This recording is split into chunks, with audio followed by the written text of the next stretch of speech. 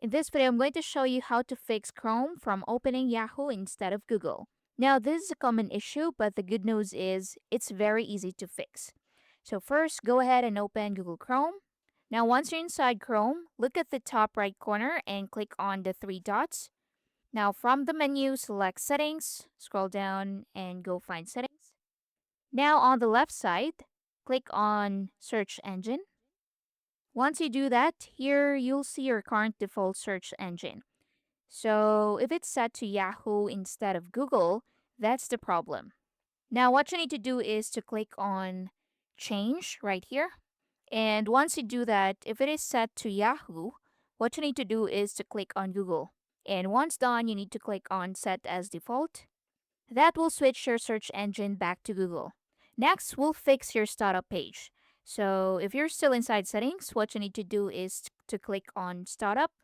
Now you'll see three options here.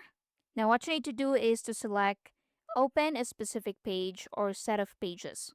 So if you've added Google URL here, that's good, but if not, click on add new page and type in www.google.com. Once done, click on add. And now Google will open every time you launch Chrome. So next, for an important step, checking extensions. So what you need to do is go back to the top right corner, click the three dots again. Then what you need to do is to go to extensions, click on manage extensions. Now take a look at the extensions installed on your browser.